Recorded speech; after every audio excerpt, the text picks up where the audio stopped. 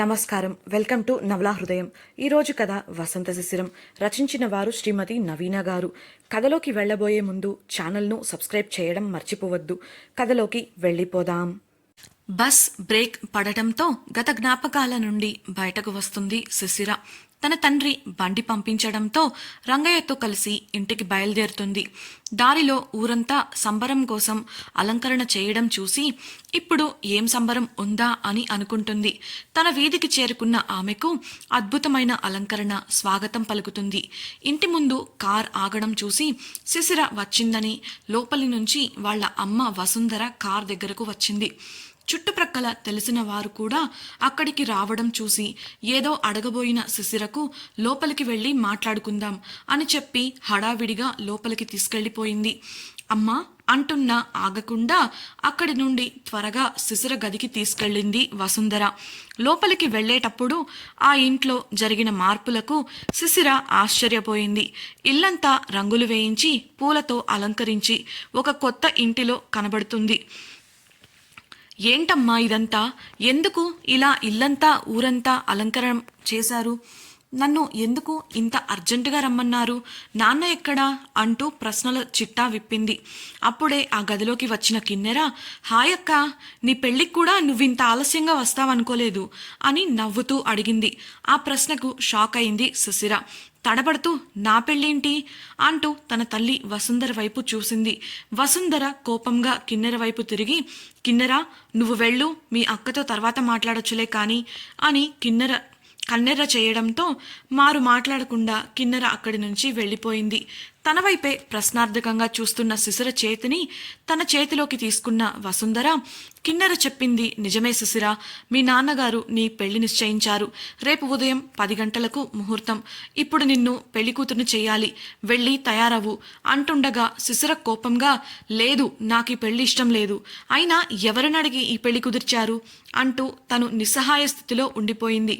తండ్రి ఫోన్ చేసి రమ్మంటే తనను అర్థం చేసుకున్నారు, అందుకే పిలిచారు అనుకొని ముందు వెనుక ఆలోచించకుండా వచ్చింది శిశిర. కానీ ఈ విధంగా చెప్పకుండా ఆమెకు సంబంధం కుదిర్చి తనకు చెప్పకుండా ఇలా పిలిచి పెళ్లి చేయాలనుకున్న తన తండ్రి ఆలోచనకు విస్తుపోయింది. తన తండ్రి ఇలాంటి పని చేస్తాడు అని కలలో కూడా ఊహించలేదు. ఏది ఎలా జరిగినా ఎక్కడో ఓ మూల అతనికి ఆమెపై ప్రేమ ఇంకా ఉంది అని అనుకుంటూ ఉండేది. కానీ ఇప్పుడు అతను ఇలా చేయడం ఆమె జీర్ణించుకోలేకపోతోంది. తండ్రి ఇలా చేశాడన్న బాధ, అకస్మాత్తుగా జరుగుతున్న పెళ్లి వలన కలిగిన భయం రెండూ ఆమెను కమ్మేశాయి. పెళ్లి అనే ఉచ్చు ఆమెను, ఆమె ఆశయాలను పూర్తిగా విచ్ఛిన్నం చేస్తుంది అన్న ఆలోచన రాగానే కోపం, ఆవేశం కట్టలు తెంచుకున్నాయి. కంటి వెంట చెంపలపై జారుతున్న కన్నీటిని చేతులతో తుడుచుకొని ఏదో నిర్ణయించుకున్నట్లుగా గది నుండి బయటకు వెళ్ళింది. బయటకు వెళ్లబోయిన ఆమెను ఆపిన వసుంధర, ఏం చేస్తున్నావు అంటూ కంగారుగా అడిగింది. ఆమె చేతిని విడిపించుకుని, శిశిర, మీరు చెయ్యాలనుకున్నది మీరు చేశారు, ఇప్పుడు నా వంతు. నేను ఇక్కడ ఉంటేనే కదా ఈ పెళ్లి జరుగుతుంది, అందుకే ఇక్కడి నుంచి వెళ్ళిపోతున్నాను. నా మీద నమ్మకం లేని మీరు, నన్ను అర్థం చేసుకోలేని మీరు నాకు సరైన వ్యక్తిని ఎంచుకుంటారన్న నమ్మకం నాకు లేదు. అలాంటి బంధంలోకి వెళ్ళి నన్ను నేను మోసం చేసుకోలేను అని చెప్పి గది నుంచి బయటకు వెళ్ళిపోయింది. అయితే ఒక బలమైన చెయ్యి ఆమెను గదిలోకి నెట్టేసింది. ఆ బలానికి నెట్టిన ఊపుకి గదిలో విసురుగా దూరంగా నేలపై పడిపోయింది శిశిర. తనను అలా నెట్టింది ఎవరా అని చూస్తున్న శిశిరకు తలుపు దగ్గర వసుంధర పక్కన నిలబడి కనిపించాడు ఆమె తండ్రి ధనుంజయ్. ఆమె స్పందించేలోపే, ఇప్పటి వరకు మా పరువు తీసింది చాలు, ఈ ఒక్కసారికి మా మాట విని పెళ్లి చేసుకొని వెళ్ళిపో. ఇంకెప్పటికీ నిన్ను ఏది అడగము. నేను చూపించిన వ్యక్తిని పెళ్లి చేసుకుంటాను అని మాటిచ్చావు కదా, నీ మాట నువ్వు నిలబెట్టుకొని మా పరువు కాపాడు. ఇప్పటి వరకు నీ వల్ల మేం కోల్పోయింది చాలు. ఈ ఒక్క సాయం చేసి మమ్మల్ని నీ వల్ల వచ్చిన సమస్యల నుంచి నువ్వే బయటపడేయి అని చెప్పి వసుంధరతో సహా అక్కడి నుంచి వెళ్ళిపోయాడు. ఎక్కడో ఓ మూలన తనపై ఇసుమంత ప్రేమ ఉంది అని భావించిన శిశిర ఇప్పుడు తన తండ్రి ప్రవర్తన స్వయంగా తన కళ్ళతో చూసి విస్తుపోయింది. అతని మాటలు ఆమెను చిత్రవదకు గురిచేస్తున్నాయి. ఎలా అయినా ఈ పెళ్లిని తప్పించుకోవడానికి కంగారుగా అక్కడి నుంచి పారిపోవాలని చూసింది. పైకి లేచి తలుపు తీయబోయిన ఆమెకు తలుపు బయట నుండి గడియ పెట్టి ఉందని గ్రహించి గట్టిగా అరుస్తూ తన నిస్సహాయ స్థితిని బయటపెట్టింది. అయితే ఆమె గది పై అంతస్తులో ఉండటం వలన ఆ అరుపు ఎవరికీ వినపడలేదు. అదే ఫ్లోర్లో శిశిర గదికి కాస్త దూరంలో ఎవరికీ కనపడకుండా నిలబడి ఉన్న ఇద్దరు ఆడవాళ్లు మాత్రం ఇప్పటి వరకు జరిగినదంతా చూసి తెగ సంతోషపడిపోతున్నారు. ధనుంజయ్ శిశిరను గదిలో బంధించడం, ఆ తర్వాత శిశిర నిస్సహాయంగా బాధతో అరవటం వారికి అంతులేని ఆనందాన్ని కలిగించింది. వారు ఎవరో కాదు, కిన్నెర మరియు వాళ్ళ అమ్మ వాసుకి. ఈరోజు శిశిర ఈ పరిస్థితిలో ఉండటానికి చాలా వరకు కారణం కూడా వారే. 2 నెలల క్రితం ఇంట్లో జరిగిన గొడవతో శిశిర ఇంట్లోంచి వెళ్ళిపోయింది. ఆ గొడవను అడ్డం పెట్టుకుని ఎలా అయినా శిశిరను కాలేజీ మాన్పించి ఇంట్లోనే ఉంచి ఆమె జీవితాన్ని, ఆశయాలను ఆమెకు కాకుండా చేయాలని ప్లాన్ చేశారు. కానీ ధనుంజయ్ శిశిర ఇంట్లో నుంచి వెళ్ళిపోవడంలో అభ్యంతరం చెప్పకపోవడంతో ఆ రోజు వారి ప్లాన్ ఫెయిల్ అయింది. అయితే ఆ రోజు నుంచి వారు వేరే ప్రయత్నాలను మొదలుపెట్టి చాలా పకడ్బందీగా ధనుంజయ్ శిశిరకు పెళ్లి చేసేలా చేశారు. ఊరు వాళ్ళు మర్చిపోయినా మళ్ళీ మళ్ళీ ఆ సంఘటనను పంచాయతీలో, ఇంట్లో, బయట ఊరి వాళ్ల ద్వారా లేవనెత్తి శిశిరకు పెళ్లి చేయడం తప్ప మరో అవకాశం లేని విధంగా పరిస్థితులను తమకు అనుకూలంగా మలుచుకున్నారు. తమ కోరిక ఇన్నాళ్లకు నెరవేరబోతోంది అని గ్రహించి ఇప్పుడు సంబరపడుతున్న వారికి కిన్నెర ఫోన్ మ్రోగటంతో వారి ఆనందానికి అంతరాయం కలిగింది. ఆ కాల్ వసుంధర నుంచి కావడంతో లిఫ్ట్ చేసిన కిన్నెర, నువ్వు మీ అమ్మ ఎక్కడున్నారు? అక్కను పెళ్లి కూతుర్ని చేసే టైం అయింది. ఇక్కడ ఇన్ని పనులు వదిలేసి మీరెక్కడికి వెళ్లారు అని వసుంధర అడగడంతో, ఇదిగో వస్తున్నాం పెద్దమ్మ అని ఫోన్ కట్ చేసి జరిగింది వాళ్ళ అమ్మకు చెప్పింది కిన్నెర. వాసుకి, సరే పద, ఈ పెళ్లి సజావుగా జరగాలంటే పనులు చేయక తప్పదు, ఆ తర్వాత ఎలాగూ మనదే కదా రాజ్యం అని సంబరపడుతూ చెప్పి ఇద్దరూ వెళ్లి వసుంధరతో మాట్లాడి పనులలో మునిగిపోయారు. వసుంధర పనులు చేస్తుందనే కాని ఆమె మనసంతా శిశిరపైనే ఉంది. తల్లిగా తన కూతురికి వచ్చిన కష్టాన్ని చూసి ఆమె గుండె తరుక్కుపోతోంది. కానీ భర్తకు ఎదురు చెప్పలేక మౌనంగా కార్యక్రమాలను చేస్తోంది. బాత్రూంలో షవర్ కింద కూర్చున్న శిశిర తన పరిస్థితిని తలుచుకొని ఏడుస్తోంది. తన కంటి నుంచి జాలువారుతున్న కన్నీరు షవర్ నుంచి పడుతున్న నీటిలో కలిసిపోయాయి. తను చిన్నగా ఉన్నప్పుడు అంతా బాగానే ఉండేది. తండ్రి తనను ఒక యువరాణిలా చూసుకునేవాడు. తను చెప్పింది, అడిగింది కాదనేవాడు కాదు. ఏం జరిగిందో తెలియదు కానీ ఒక్కసారిగా దూరం పెట్టడం మొదలుపెట్టాడు. దాంతోపాటే ఆమెపై ఎవరు ఏం చెప్పినా నమ్మేసి శిక్షించేవాడు. తను ఆ పనిని చేసిందా లేదా అని ఒక్క మాట కూడా అడిగేవాడు కాదు. అందులో తన తప్పు ఉందా లేదా అని కనీసం కనుక్కోవాలి అనే ఆలోచన కూడా ఎప్పుడూ చెయ్యలేదు. అలా వారిద్దరి మధ్య దూరం పెరిగి శిశిర బోర్డింగ్ స్కూల్లో చేరింది. ఆ తర్వాత ఏ సెలవుకో చూడటం, మాట్లాడటం జరిగేది. స్కూల్ తర్వాత శిశిర పూర్తిగా తన జీవితాన్ని తాను ఒంటరిగా గడపటం మొదలుపెట్టింది. కన్నవారు ఉన్నా సంతోషంలోనూ బాధలోనూ కలిసి పంచుకోరు. తనను ఎప్పుడూ తప్పు పడుతూనే ఉంటారు. శిశిర ఏనాడు తనకు తెలిసి ఎవరినీ బాధ పెట్టలేదు. అయినా ఏ పాపం తనను ఇలా వెంటాడుతుందో తెలియక తలబాదుకుంది.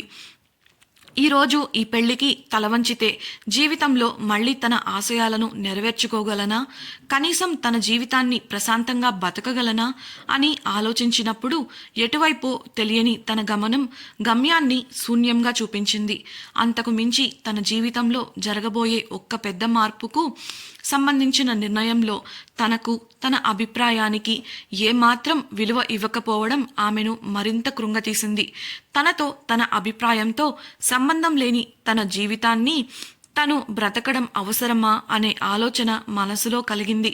ఈ పెళ్లిని తండ్రి ఆజ్ఞ ప్రకారం చేసుకోవాలి అని ఒకవైపు, లేదు ఈ పెళ్లి నుంచి పారిపోయి తనను తాను కాపాడుకోవాలి అని మరోవైపు ఆలోచనలు తనలో మదనం చేస్తోంటే తల భారంగా మారి తలను పట్టుకొని గట్టిగా కళ్ళు మూసుకొని ఏడ్చేసింది. ఇంతలో గదిలోకి ఎవరో వచ్చి బాత్రూమ్ డోర్ తట్టడంతో ఆమె ఈ ఆలోచనల నుండి బయటకు వచ్చింది. డోర్ దగ్గర ఉన్న వసుంధర శిశిరను పిలవడంతో ఆమె డ్రెస్ మార్చుకొని గదిలోకి వచ్చింది. శిశిర తన భావాలను బయటకు చూపించకుండా దాచేసుకున్నప్పటికీ ఎర్రగా ఉన్న ఆమె కళ్ళు ఆమె ఎంతలా ఏడ్చిందో వసుంధర తల్లి మనసుకు చెప్పాయి. తల తుడుచుకుంటూ మౌనంగా అద్దం ముందు కూర్చున్న శిశిర దగ్గరకు వెళ్ళిన వసుంధర ఆమె చేతి నుండి తువ్వాలును తీసుకొని నల్లగా పొడవుగా ఉన్న శిశిర కురులను తుడవటం మొదలుపెట్టింది. శిశిరను అలా చూస్తున్న ఆమె తల్లి హృదయం ద్రవించిపోయింది. కన్న కూతురు చిన్నతనం నుంచి కష్టాల కడలిలో కొట్టుమిట్టాడుతుంటే తమకు దూరంగా ఉన్నా పర్లేదు కానీ తను ఈ కష్టాలకు దూరంగా ఉండాలి అనుకొని హాస్టల్లో ఉండి చదువుకోవడానికి పంపించేసింది. ఆమెకు సమస్యలు ఎవరి వల్ల వస్తున్నాయో తెలిసినప్పటికీ ఎదిరించి మాట్లాడలేని ఇంకా నిరూపించలేని పరిస్థితిలో ఉండిపోయింది. అలాంటి వారి వల్ల ఈరోజు తన కూతురికి జీవితం మరో ఊబిలోకి పడిపోతుంటే భర్తకి ఎదురు చెప్పలేక కూతురికి సర్ది చెప్పాలని నిర్ణయించుకుంది. అద్దంలో తనను తానే సూటిగా మౌనంగా చూసుకుంటున్న శిశిర వంక చూసిన వసుంధరకు ఆమె కళ్ళల్లో కోటి భావాలు కనిపించాయి. ఎటూ తేల్చుకోలేని పరిస్థితిలో తనలో తనే మదనపడుతూ ఉందని ఆమెకు అర్థమైంది. తల తుడవటం ఆపేసి దువ్వెన చేతికి తీసుకొని శిశిరకు చిక్కు తీస్తూ, చూడు శిశిర, ఒక ఆడదానిలా నీ తల్లిగా నీ మనసులో నువ్వెంత బాధపడుతున్నావో నాకు అర్థమవుతుంది. కానీ ఈరోజు మనం ఉన్న పరిస్థితుల్లో ఈ మార్గం తప్ప మీ నాన్నగారికి ఇంకో దారి కనిపించలేదు. నీకు తెలుసు ఆయనకు ఈ ఊరంటే ఎంత ప్రాణమో. పరిస్థితులు ఎలా ఉన్నాయంటే ఊరి పెద్దగా ఆయన స్థానం ప్రమాదంలో పడేసరికి ఆయన ఈ నిర్ణయం తీసుకోక తప్పలేదు అన్న వసుంధరకు కళ్ళ వెంట నీళ్లు తిరిగాయి. ఆమెను చూసిన సుశిర కన్న కూతురి కన్నా ఆయనకు ఆయన ఊరి పెద్ద అనిపించుకోవటమే ఎక్కువ అమ్మా అని అడగటంతో వసుంధర కంట్రోల్ చేసుకుంటున్న కన్నీరు కట్టలు తెగి చెంపలపైకి జారాయి. వాటిని తుడుచుకుంటూ, లేదు శిశిర, ఆయనకు ఊరి పెద్ద అనిపించుకోవడమో లేక పరువు ప్రతిష్టలో నీకన్నా ఎక్కువ ఎప్పుడూ కాదు. ఆయన ఊరి పెద్దగా ఎందుకు ఉండాల్సి వచ్చిందో నీకు కూడా తెలుసు కదా. ఈ ప్రజల క్షేమం కోసం ఆయన తన కూతురిని, ఆమెపై ఉన్న ప్రేమను పక్కన పెట్టేశాడు. అంతేకాని నీ మీద ఆయనకు ఎలాంటి ద్వేషం లేదు అని చెప్పింది. నువ్వు ఎన్నైనా చెప్పమ్మా, నీ భర్త కాబట్టి నువ్వు ఆయన్ని వెనకేసుకొని వస్తున్నావు అంటూ కోపంగా ముఖం పక్కకు తిప్పేసుకుంది శిశిర. ఆ మాటలకు బాధపడిన వసుంధర భారంగా, అవును, ఎంతైనా ఆడదానికి భర్తే సర్వస్వం కదా. భర్త కోసం తను కన్నవారిని కూడా వదులుకోవాల్సి వస్తుంది. ఆడవారుగా మనకు మన జీవితంపై ఎలాంటి నియంత్రణ ఉండదు. మన కోసం కన్నా మన చుట్టూ ఉన్న వారి కోసం బ్రతకడంలోనే మన జీవితం అయిపోతుంది. నా పరిస్థితి నీకు రాకూడదు అని ఆ భగవంతుణ్ణి ఎన్నోసార్లు కోరుకున్నాను. కానీ అతనికి నా ప్రార్థన వినిపించలేదని ఇప్పుడు తెలుస్తోంది. ఇకపై నీ జీవితం ప్రశాంతంగా ఉండాలి అంటే సర్దుకుపోక తప్పదు అని నిట్టూర్చింది. ఆ మాటలు అయితే చెప్పగలిగింది కానీ సూటిగా శిశిర కళ్ళల్లోకి చూడలేకపోయింది. తన తల్లి మాటలు శిశిర మనసుపై బాగా ప్రభావం చూపాయి. పారిపోవాలి అని అన్న ఆలోచన ఎప్పుడో తుడిచిపెట్టుకుపోయి తన తల్లి చెప్పినట్లు చేయక తప్పదు అని ఆలోచిస్తూ ఉండగా వాసుకి హడావిడిగా గదిలోకి వచ్చింది. అక్క, విడిదింటికి కావలసిన సామాన్ ఎక్కడ పెట్టావు? పెళ్లికొడుకు వాళ్ళు వచ్చేలోపు వాటిని అక్కడికి చేర్చాలని ఈయన ఒకటే హడావిడి అని అడగగా వసుంధర వాటి గురించి వాసుకి చెప్పి ఆమె వెనుక తను కూడా వెళ్ళింది. ఏదో డౌట్ రావడంతో వెళ్తున్న తల్లి చేతిని పట్టుకున్న శిశిర, పెళ్లికొడుకు ఎవరమ్మా అని అడిగింది. వసుంధర సమాధానం ఇచ్చేలోపు వాసుకి, అదేంటక్క ఇంకా చెప్పలేదా అని శిశిర దగ్గరకు వెళ్ళి, మన ప్రక్క ఊరి ప్రెసిడెంట్ గారు అబ్బాయి గిరిధర్, నువ్వు అదృష్టవంతురాలివే పిల్ల, ఈ ఊరి పెద్దింటి నుంచి ఆ ఊరి పెద్దింట్లో అడుగు పెడుతున్నావు అని చెప్పి వసుంధరతో అక్కడి నుంచి వెళ్ళిపోయింది. ఆ పేరు వినగానే శిశిర వణికిపోయింది. ఆమె హృదయం ఒక్కసారిగా అగ్నిపర్వతంలా బ్రద్దలయ్యింది. ఉన్న చోటునే కుప్పకూలిపోయింది. ఇంతకీ ఆ గిరిధర్ ఎవరు? అతని పేరు వినగానే శిశిర ఎందుకు కుప్పకూలిపోయింది? ఈ పెళ్లి వల్ల ఆమె జీవితంలో ఎలాంటి మార్పులు చోటు చేసుకోబోతున్నాయి? తెలుసుకోవాలంటే మన ఛానల్ను సబ్స్క్రైబ్ చేసి వసంత శిశిరం రాబోయే ఎపిసోడ్స్ని తప్పకుండా వినేయండి. మీకు ఈ వీడియో నచ్చినట్లయితే లైక్ చేసి మీ ఫ్రెండ్స్తో షేర్ చేసి వారికి కూడా మరింత వినోదాన్ని పంచండి. మీ అభిప్రాయాలను మాకు తెలియజేయడానికి కమెంట్ సెక్షన్లో మెన్షన్ చేయండి. Thank you for listening.